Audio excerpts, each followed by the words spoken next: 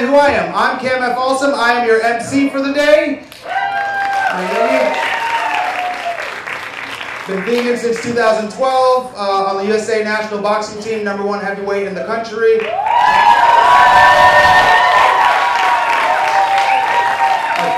Attempted to knock out vegan stereotypes, best I can come up with. It's a great ride. The first VegFest I've ever done was last year, the Kansas City VegFest, and then I was lucky enough to stay in a tiny house, Gene Baur allowed me to, at the Farm Sanctuary Hoedown in Watkins Glen, New York. And it was amazing because I've been vegan since 2012, but I didn't really speak about it too much or promote it. And then I was vegan just for the athletic reasons, and after Gene Baur was nice enough to invite me to his farm, I got to meet animals for the first time. And then I realized, because growing up in New York, there's no farms, really, in Long Island. And then I got like really attached to animals, and I felt bad for not being vegan like the first 25 years. And yeah, now I see the passion of angry vegan people. I try to bottle it in, because I am a little more scary than the average person when I'm mad. So, avoid protest, but can we get a round of applause for Jane to see if she's ready? I can't hear you guys, let's get a little bit louder. We got high pitch, we got Jane! Alright! I was just backstage on my knees bowing to our next panel because each of them deserves 3 hours each. Each of them has the message that the world needs to hear. And I want to thank you people for being on the front lines and coming here so you can spread the message. In the house, the one and only Ingrid Newkirk from People for the Animals.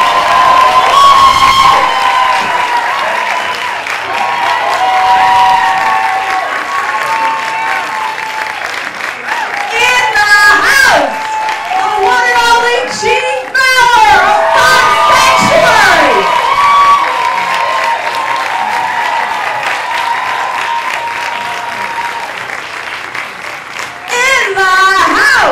The one and only Captain Paul Watson and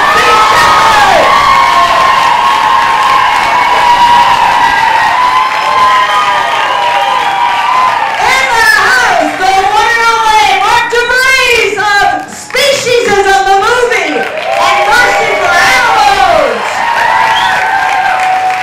And in the house, the one and only Ornelas of the Food Empowerment Project. Give it up! And now I am going to ask all of you to stand up. The reason being is that it's a lot better when you guys stand up. Can you stand up? You guys are strong. You're vegans. You can make it. You can stand up and give a few high kicks for half an hour, 45 minutes. Okay, I was researching what these guys are doing to ask questions.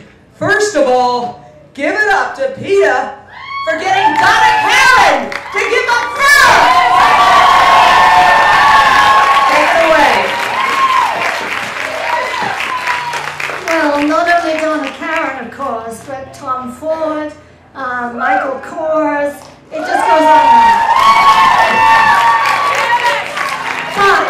But it mustn't stop at fur, as you all know. Animals who are killed for fur don't suffer any more than any of the rest. And for those people who are thinking, well, it's all about food, we have to remember that most of the animals who are killed for clothing end up as food. And that even includes the alligators who are made into those little alligator pate or whatever it is. So, not just fur, not just leather, and now we have all these fabulous vegan leathers, pineapple leather, mushroom leather, apple leather.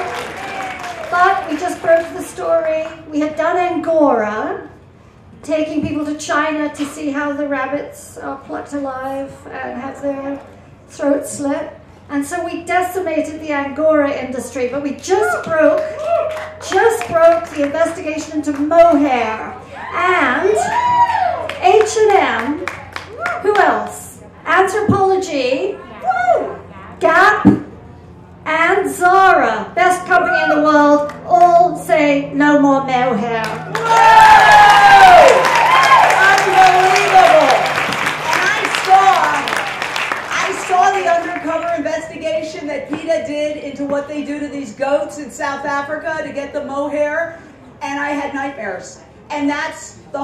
part, going undercover and bearing witness to these atrocities so that we can show the world, right on for doing that. Unbelievable. Team Baur. Oh my God, changing the world in so many ways, live streaming, happy farm animals roaming free. Tell us about it. Well, it's a pleasure to be here with everybody, and you know, I think most people are appalled when they see the images of factory farming and the horrors that we cause other animals to suffer. And it's important for people to see that and to know what kind of harm we cause. And it's also, I think, important to know that we can celebrate lives with animals in a positive, mutually beneficial way, where the animals are our friends, not our food. And this is actually not only good for other animals, it is good for us. You know, it helps to reduce our stress. It helps to improve our lives and lower our blood pressure. So kindness to animals is good for animals, and it's good for people.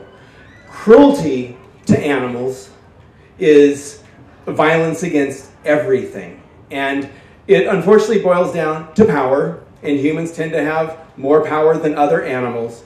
And I think with power comes a lot of responsibility, but unfortunately, power also has a huge corrupting impact. And that is something as human beings we need to be mindful of, and that just because we can do something to somebody else shouldn't mean we should.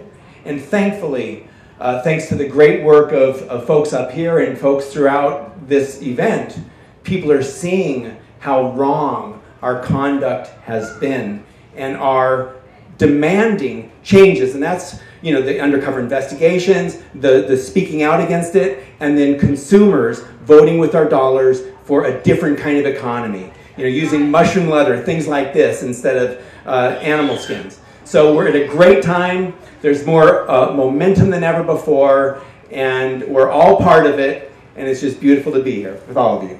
Yeah, and to me, it's just so thrilling to be on stage with my heroes. Oh my God, it really is. Captain Paul Watson. Oh my God.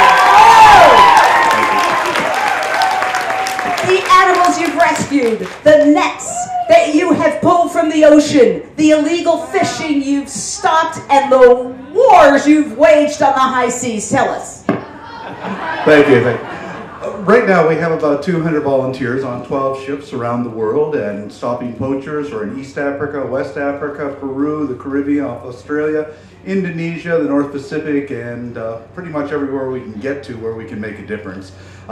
We have 2 ships down in the Sea of Cortez pulling poaching nets to protect the endangered vaquita and the endangered totoaba fish. And I can confidently say that if we hadn't been there for the last 4 years, the vaquita would now be extinct.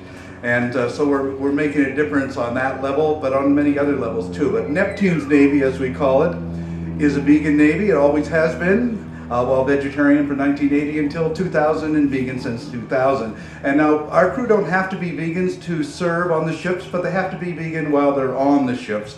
And that has converted quite a few people because they've been introduced to something that they really, really never thought about or were reluctant to get involved in, and they found that after 2-3 months at sea, they actually had survived and were feeling better. And so I think that has been a really good way of introducing people into a vegan lifestyle. And I'm going to ask my dear friend Danny Lucan, who's going live for us, please step a little over there so we can get the audio. No, move over there. Thank you, to get the audio. The audio is where the speaker is. Thank you. That's better. Thank you so much, Danny Rukin, the amazing vegan. Wasn't even vegan until 2 years ago, and now she's like a major activist. All right, Mark Devries. Am I pronouncing it right? I went back and forth a million times last night. You say Devries, I say Devries. Mark Devries. Unbelievable heroism, sending drones up over factory farms to show what they try to keep secret, along with being the director and producer of the incredible film Speciesism, the movie. Tell us about the drones.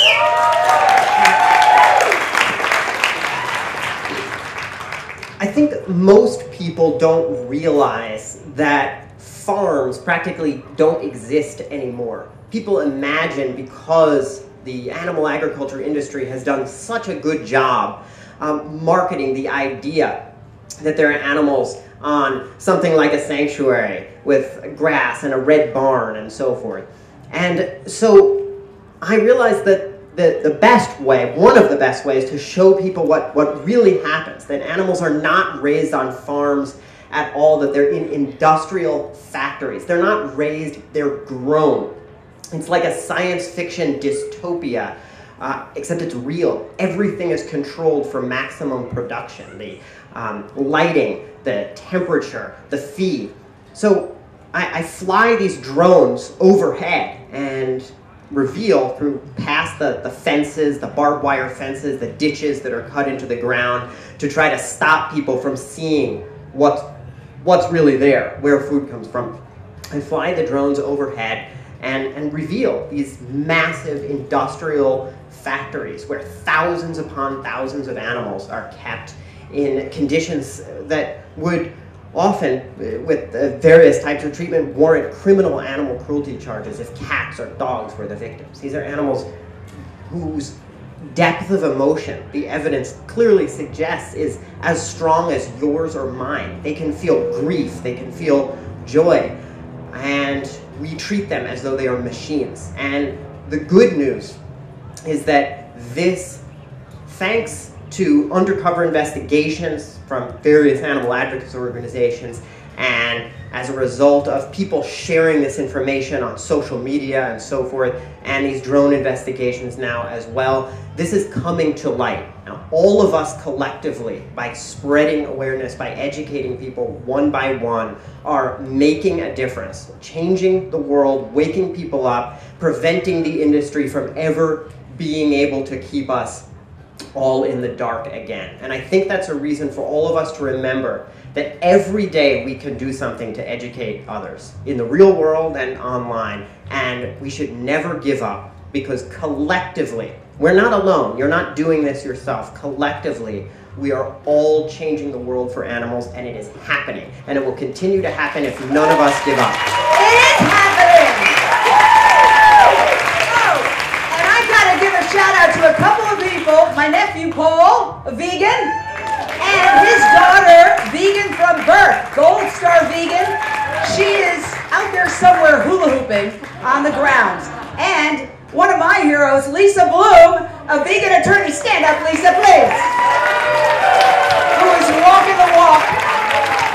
And there are many other heroes in this audience, but my LASIK has worn off, so I may not be able to recognize you.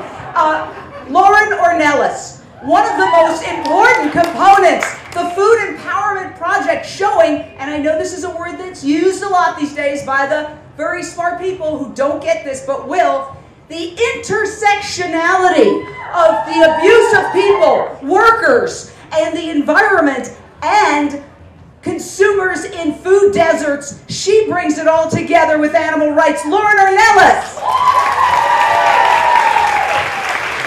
Thank you. Yeah, our organization is basically, as a woman of color, I know that the work that we do is maybe seen as different by the mainstream organizations, but our work has a purpose, and our work is to show the connections of these issues, that we don't have to choose one or the other. We can care about human and non-human animals alike, and it's our responsibility to help draw these connections together and build bridges instead of walls. I've been thinking about what could be the most important thing that we can achieve. I see this as the Continental Congress of Veganism. All right? We are on the cusp, and we're going to do it. And to me, it's fast food. Thankfully, all of these people on this stage are taking efforts to wake up consumers and pressure the fast food industries. I know I get messages all the time from PETA too about McDonald's, Chick-fil-A, Burger King, and all the other fast food giants that are entrenched in their ways. Tell us what you're doing, Ingrid, and we'll pass that along or give that to you. I am eating as many Beyond Burgers as I can to support that company. I'm so excited excited, and I think that because all they really care about is the bottom line, and customers coming in or not, that our work behind the scenes with the fast food companies has gone to a new level. Because we're not only able to do exposés of the suppliers that they use, and I'm talking here about humane meat and humane dairy and humane eggs too, not a whit difference between any of them. Complete bogus when you see the packages that show the waving grass and the happy hands, all rubbish, all fraud. But we are hearing from these companies now that they know that something's happening out there in the market. They're looking for solutions. And just as we have all these new vegan leathers and people want to be hip and they want to be trendy and they want to be fashionable and they want to buy things that are cheap, cheap meat that isn't meat is coming. And we now have so many burgers that you can eat that are phenomenal. And not one animal had to die for them. And I know, Gene Baur, the forces are aligned against us, pushing back. And they are doing it in the form of the King Amendment. And I get messages from Farm Sanctuary telling us to rise up and stand against the King Amendment.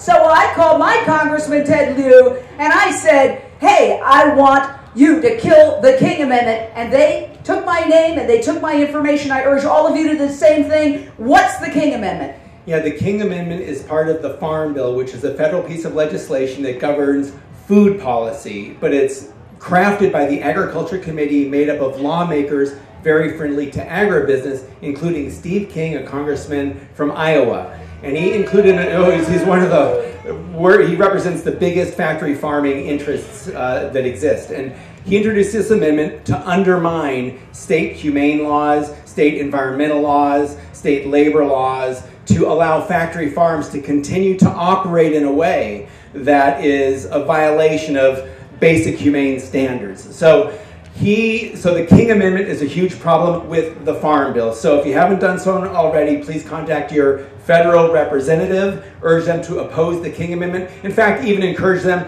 to oppose the whole factory farm bill, which is going to be probably voted on in early May in the House of Representatives. And, you know, if we kill our oceans, we're dead.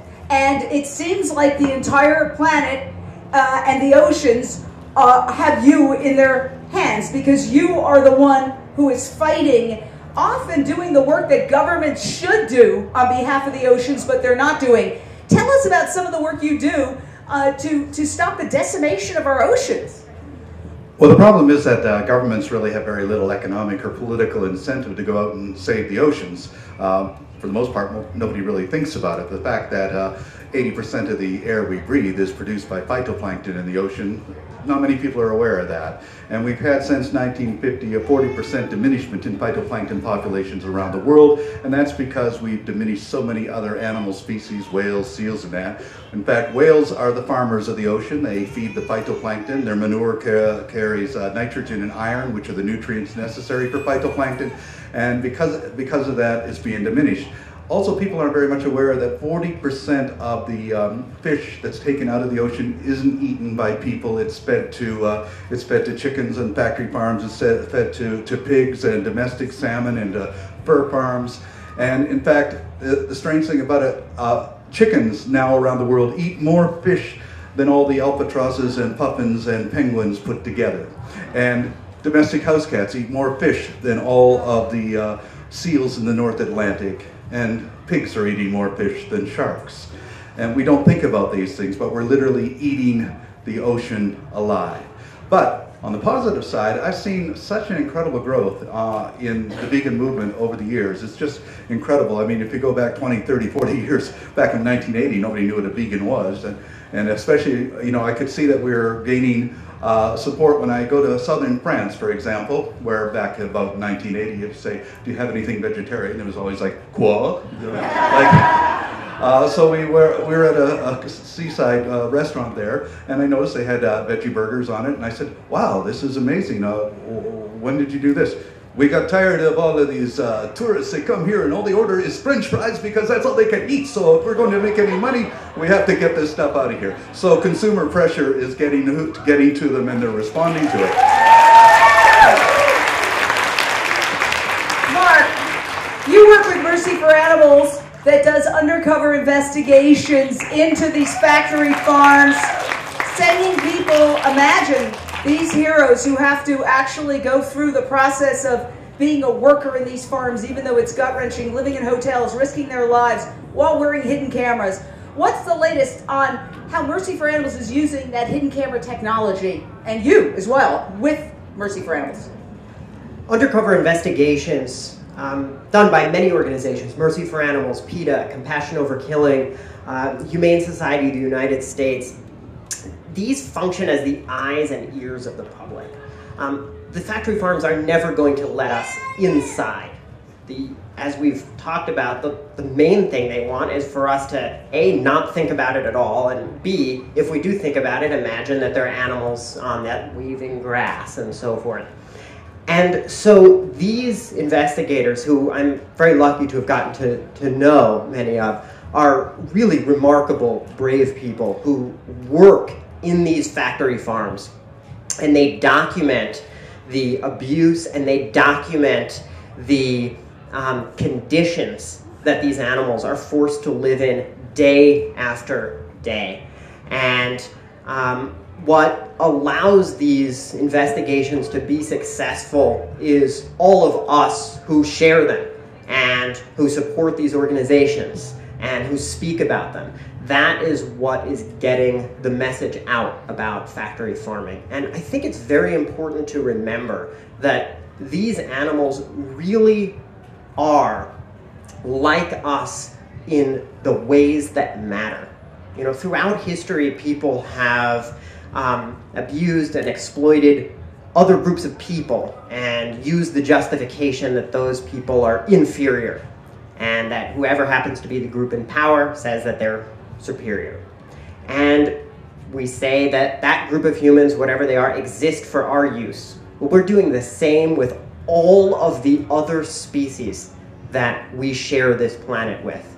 We have developed the ideology that says they exist for our use, even though the very things that matter most, our ability to feel pain that matter morally, our emotions, joy, grief, fear, love, we share these things with animals, including the animals we enslave and exploit on factory farms.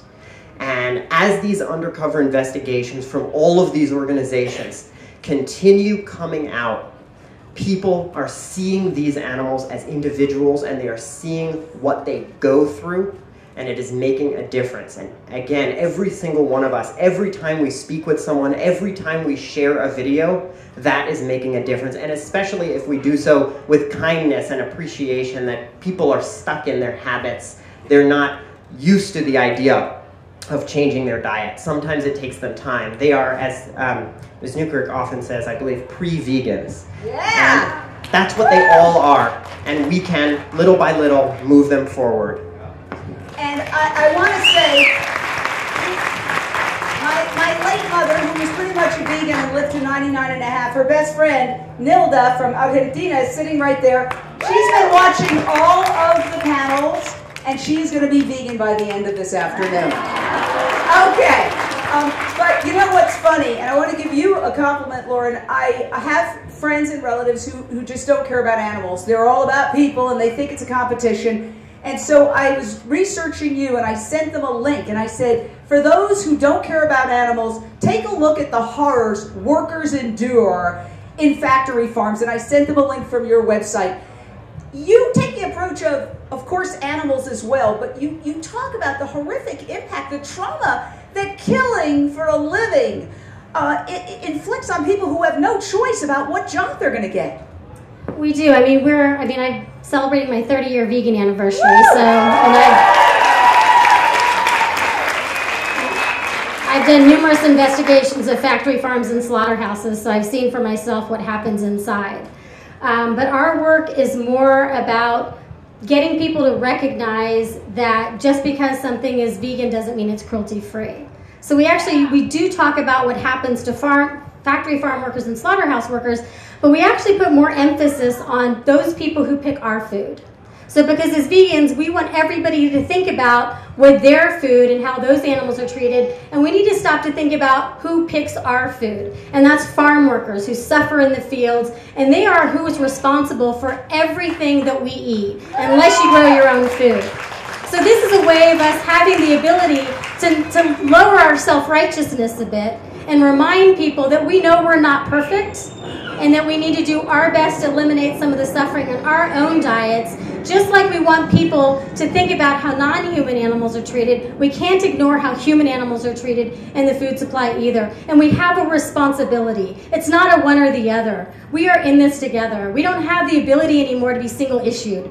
We need to speak out and push that arc of justice for true justice and compassion for all. Well said.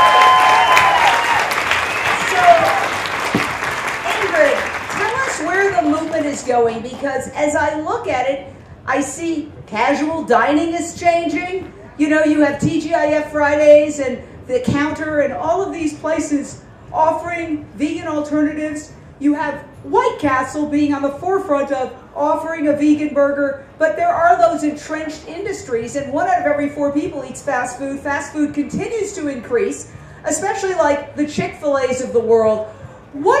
I know you have a plan. I get the PETA 2 notifications all the time to pressure these companies to start offering vegan options. They're just boxes. If we're not going to make fast food go away, can we change what goes into those boxes called fast food joints? Yes, I have a plan, and it will all be over in about 20 minutes.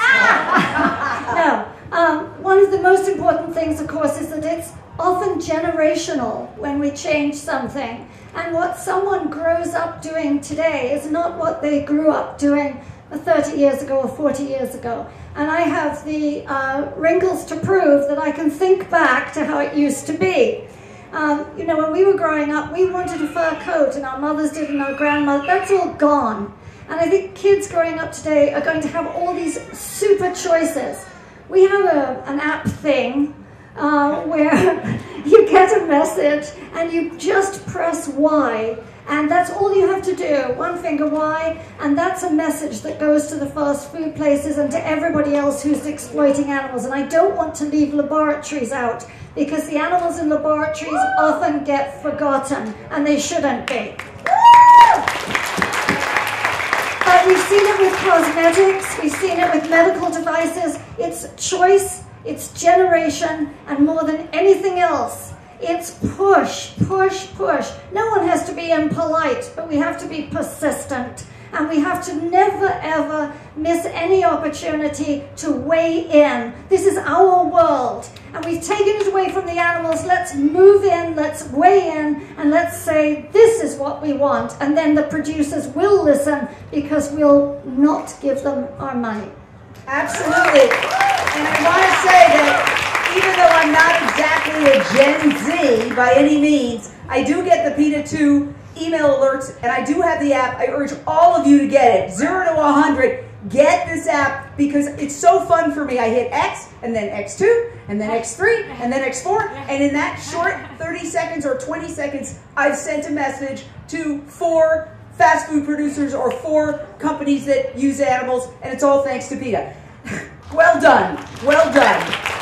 Jean, you are doing so much, but one of the things you're doing is humane education. Tell us about that. Yes, we have humane educators going into schools in New York and California. You know, we believe that children are naturally open-minded and connect with animals, and so we tell the animal stories. And we also encourage people to come visit the sanctuaries. We have one not far from here in Acton. If you've not been there yet, please visit. Bring friends, bring family, bring kids. Every year for Thanksgiving, we do a celebration for the turkeys where they're the guests of honor. And we set up, you know, pumpkin pies. It's a really fun thing. You know, Farm Sanctuary is a place of healing for animals and for people. And for children today, you know, many of us grew up eating meat without thinking about it.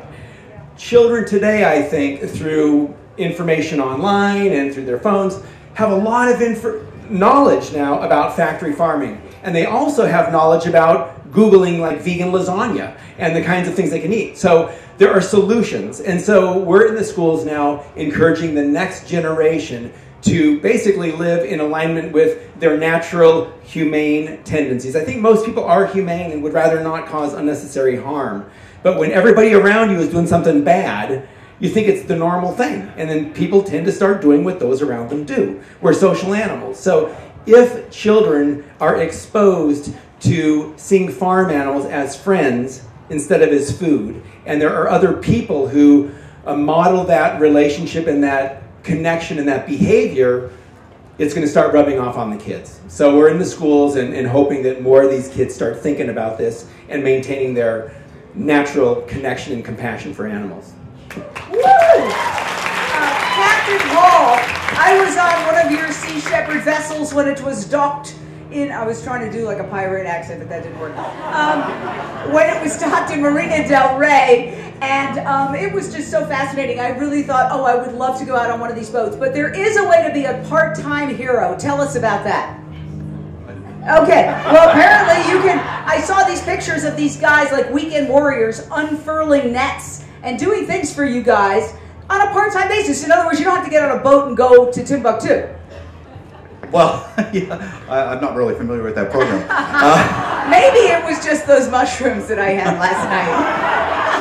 But there are three various levels of getting involved with Sea Shepherd. People can become crew members, go out on the campaigns. People can be shore supporters and supporting those campaigns. People can support financially. There's all different levels of doing it. What we try to do when crew come on board as volunteers is to encourage them to understand this one thing, and that is each and every one of us has the power to make a difference and not to let people deter you from your passion. So what we're able to do when crew come out is when people participate where they're actually able to save the life of a sea turtle or a whale or a dolphin, it's an incredible motivation, you know, that they've actually achieved something and the understanding that they can achieve more. And so one of the things I'm most proud of Sea Shepherd is it's not an organization, we're actually a movement. We're in 45 different countries, but they're all separate entities. But many organizations have actually been inspired by our crew. People have gone out and realized that they can make a difference and have followed their passion. And I've always felt that the way to achieve anything is to harness your passion to two virtues, courage and imagination. And if you do that, you can do absolutely anything. You can change the world. Ship ahoy! Okay, Mark. Okay, as sometimes, you know, something happens and I have to look at regular television, which I am so horrified by because normally I'm just watching like Homeland or, you know, one of those fun shows. But regular television is just meat, dairy, pharmaceuticals.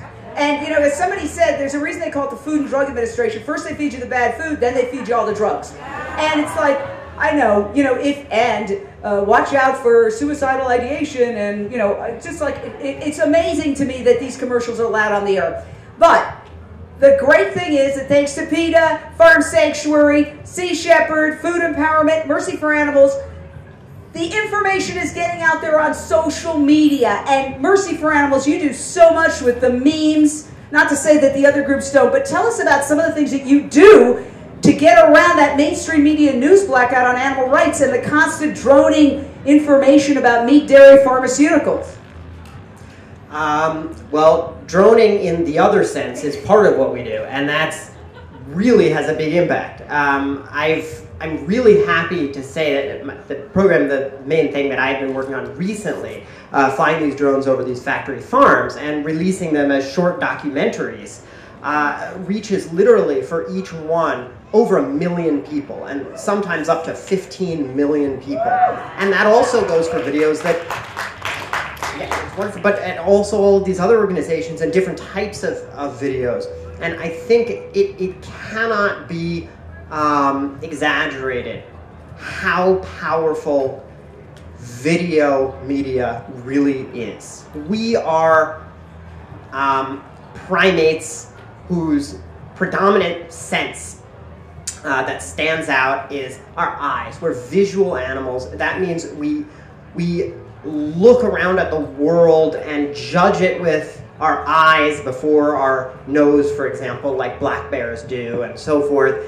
And we empathize with our eyes. And when we see what happens inside of these factory farms, that's when it really hits us and makes a difference.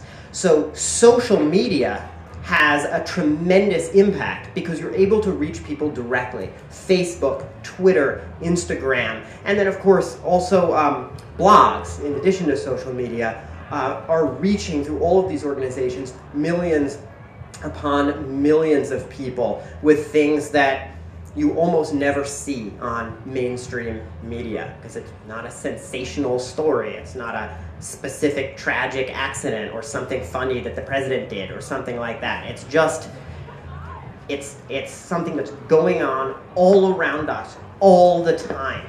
And by using these means that bypass the traditional sensationalized media and reaching people directly, we're making a huge difference. But it's not us, it's all of you. It's all of you who engage and who send these Facebook posts out and who share on Twitter and so forth. That's what's making a difference. So if you follow these different organizations, PETA, Farm Sanctuary, Mercy for Animals, and so on, and you share the social media posts, that collectively is what's bypassing the mainstream media and reaching the world and changing the world.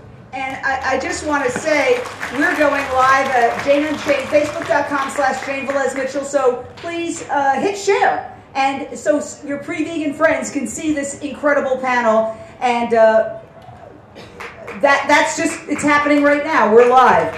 Lauren, you know, when we talk about food injustice, one of the biggest injustices is the disease that humans get from eating animal products. And a lot of communities are living in food deserts where they don't have access to healthy food.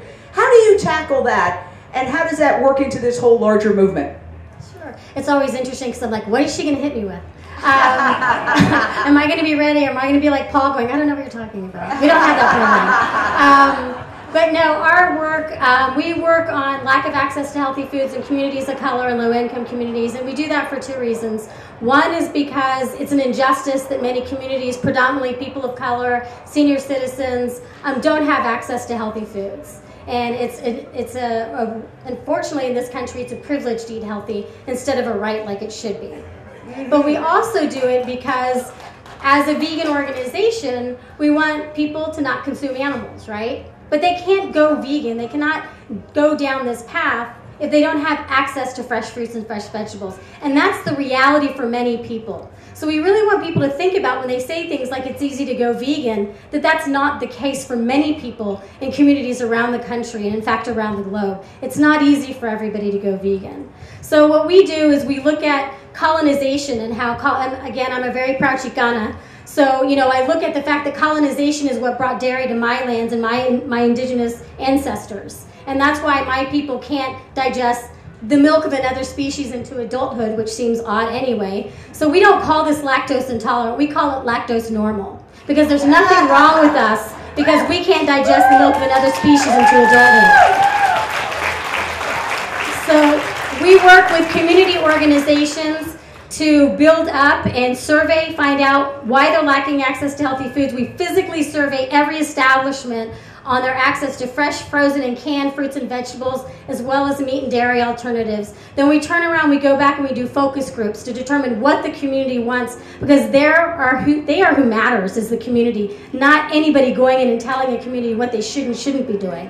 So we make sure that we get the community's voices heard. We share with them things about colonization. We share with them about how these industries are basically trying to kill them and not wanting them to thrive like they should. We're working to get a worker-owned cooperatives into the communities as well, because we don't need more grocery stores in our communities as much as we need people growing their own food, people working and earning the money that should stay in the community and not sending this money off to Arkansas so the Walton family can get richer.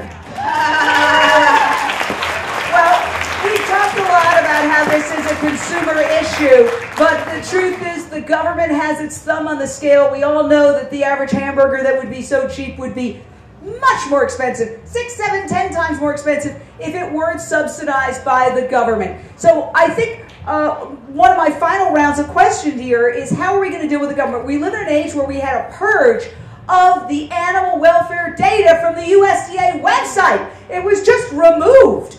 And Rachel Maddow, who is not a vegan and who talked about her turkey on Thanksgiving, how big it was, she couldn't get it in her oven, so she put it on the grill. Otherwise, I think she's fabulous, but that did upset me. But, you know, she did that story. She mentioned it. It became a national news story because it became political. And so I want to ask folks here in this crazy political time, how do we deal with government, which is really one of the main reasons why we have such tremendous consumption of meat and dairy in this country? Thank you. This is like a Lauren Ornelas question. I have nothing to do with government. Some people in PETA do, and of course we're lobbying very vigorously to stop live tissue training by the military. Tell us about that a little bit so people understand. Well, the government still, the military still shoots animals in order to train not only surgeons, but anybody on the battlefield. We have already won the end of that with the Coast Guard, which took 3 or 4 years to do, and now we want all the military to stop it, and we're on Capitol Hill for that. But I'm not a diplomatic enough person to be on Capitol Hill. So my constituency, I think, is the grassroots. And theoretically, the government is supposed to listen to the grassroots. But one of the good things that we have is 19 lawyers. And they are suing. I think we have at any given time 7 suits against the United States government. Just that one. But they're for all manner of things, including the suit, because the USDA scrapped all the information that tells you where abuse is going on in laboratories, on factory farms, in animal dealers, and so on. And they show no indication of doing anything other than fighting it to the bitter end. But I do say to people, you know, women are running as candidates now, and it's wonderful. People of color are running as candidates just because they're so upset. And boy, if anybody should be upset, it's those of us who've had our eyes opened to what's happening to animals, other animals in this world. So if anybody out there cares about animals and has a political bone in their body, I say run, run, run for office. And you talked about the USDA. Yeah, well, you know, it's been said we have the best government money can buy, and agribusiness is very influential. The animal exploiting industries, the extractive industries are very powerful. And so I think it's going to require a combination of things. Very strong grassroots movement, citizens voting with our dollars, changing the kind of economic calculus. The reason factory farms are so strong is people are buying their stuff, filling their war chests. Then they go to Washington and invest it. There is now actually a plant-based foods association in Washington representing plant-based businesses. It's small and fledgling compared to what they're up against, but it is a beginning. And there's also litigation happening. We're supporting residents in North Carolina, and I don't know if anybody's heard about this recent lawsuit where factory pig farms move into communities, especially where communities of color, where people don't have the sort of resources to fight them. And these neighbors have now sued these pig farms, and they actually won a $50 million settlement just a couple weeks ago. Now, that is going to get the attention of Smithfield. Now, Smithfield is going to likely appeal. They're going to drag it out. But when you start hitting their bottom line, they start making changes. Businesses, including the food business, are pretty much, I think, amoral. They don't really care about ethics. If they make money doing something unethical, they'll do it. If they make money doing something ethical, they'll do it. So we've got to create opportunities for them to make money doing something ethical, while also hammering them for doing things that are wrong. And in North Carolina, in addition to confining animals in horrible situations, they generate tons of manure. They're literally spraying this manure on people's houses. And that is part of why Smithfield lost in this jury trial. But again, as I say, they're appealing, but there's about 25 more suits underway. So we need to stand up, fight, and also join forces. I think there's convergence of issues now: human health, human rights, social justice, animal rights, animal liberation, environmental, eco concerns, even spiritual. There's all these convergences that are pushing all in the same place. And once we're done with some answers, we're going to go to some questions. And I just want to say that the Smithfield 12 are 12 people who were arrested doing a vigil outside Smithfield Slaughterhouse, which is owned by the Chinese, by the way. Okay? They are going to be at the Asheville, North Carolina VegFest in June, and I'm going to go there and support them. Woo! Okay, sorry, take it away. When my daughter was 8 years old, I received a call from her teacher saying that she was worried about my daughter's antisocial tendencies, and I asked what was the problem. She said, well, the question was, what is the definition of government? And my daughter said, well, that's a bunch of men who get together to decide how to kill animals and people. And I said, that sounds pretty accurate to me, and I didn't teach her that. But really, when you look at it, governments do not solve problems. Governments cause problems. Problems are solved by people against their governments. And if you look at the history of any social revolution, you'll find that it wasn't the governments that led those revolutions. It wasn't Abraham Lincoln who ended slavery. It was Wilberforce and Douglass and the anti-slavery movement over 50, 60 years. That's who did it. They pushed them.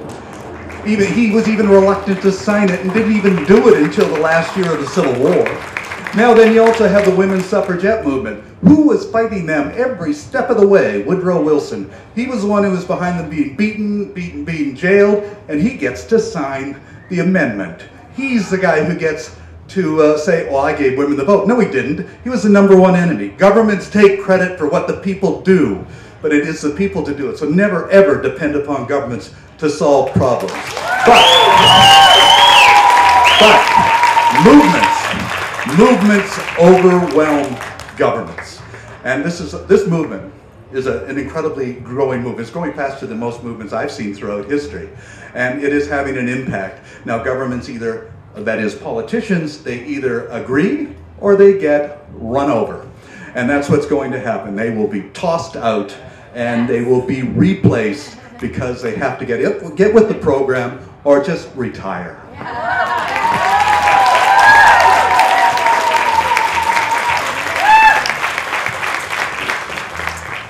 I think we can't emphasize enough, as Paul and Jean said, that governments are, well, I'll put it this way. The meat industry has an unbelievable amount of power.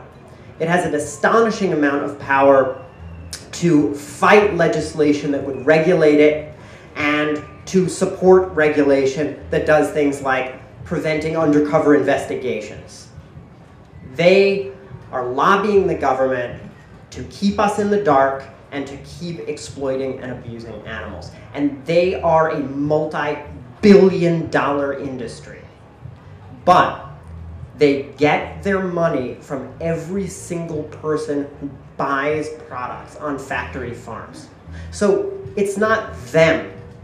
It's all of us who both are the source of the problem in a fundamental way, but also are the solution. Because when we realize that those billions of dollars come from individuals and only from individuals who buy products in their supermarkets that support factory farming, that also means that every single one of those individuals can go into the supermarket and buy a Beyond Burger, for example, which I've done many times. And if anyone who hasn't tried those, by the way, they're astonishing. Really, really amazing, as you were saying. I eat them to support the company. But that's why I eat the vegan ice cream. Right, yes, they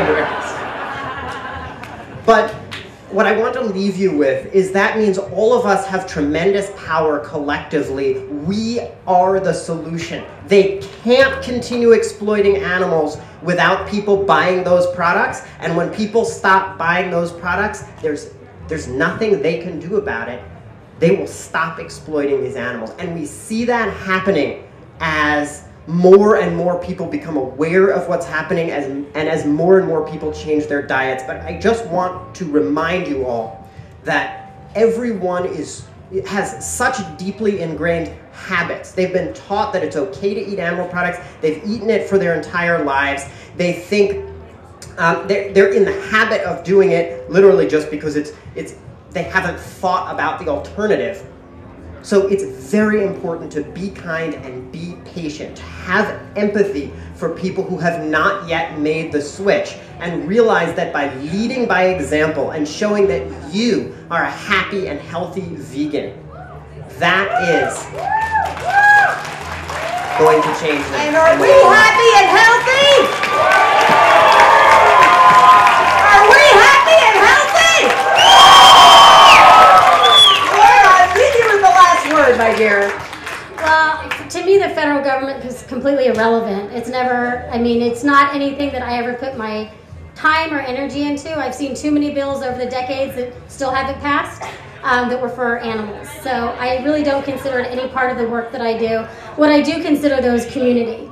And community is what I think is what's going to create change. And that's when we all look out for each other. With our lack of access to healthy food work, it's about community. We're going to be starting a new campaign where our organization is based is in Sonoma County, which is where you see all the Happy Cow commercials come from. And our work there is going to be really one-to-one. Right now we're leafleting and handing out, holding signs in front of where the actual cows are, so people can't ignore who it is that they drive by every day. And our goal is to build that community and show them a different way of being. Instead of embracing the happy cows, is to look at us about the one thing, to tap in the one thing that we all believe and we should tap into, and that's compassion and empathy. And we don't want to shock and awe them. What we want to do is remind them that all we're talking about, the simplest, most basic thing about keeping families together. Because when you drink dairy, you're separating families and you're breaking them up. And so we want to remind them that's all that it is that we're trying to do. And to get people to look at dairies for what they really are. Not only are they a dying business, they're an industry that only seeks to harm human and non-human animals and the environment. So our goal is to embrace communities and show that the way we can create change is in community. And as well, yes, we want more people of color and women of color running for office, because we have never been in power. And let's see what happens in the end. All right, listen, I know all of you have tons of questions for these panels. We've run over. We've got the social media panel coming up next. I would like to thank everybody here, all my heroes. You are amazing. We're going to get to the next panel. I want to ask a pledge. The Pig Save is tonight outside Farmer John, downtown LA. Just put Farmer John in Waze, 9:00 p.m. Be there. There will be hundreds there, and all of us can come together. But I'd like to ask one more thing. And I had a vision. I have visions every so often. It's the kombucha. But anyway, all of you, I know that together, even if you talk for 5 minutes, you will come up with a joint campaign that is going to knock animal agriculture on its ass. Please huddle before you leave. Thank you, everyone. Let's give them a round of applause. Let's get a standing ovation for her.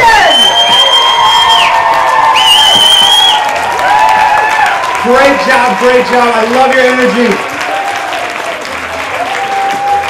Let's bow for the people. First we get a standing ovation. Great moderator. You're my favorite. Up top. We are the champions.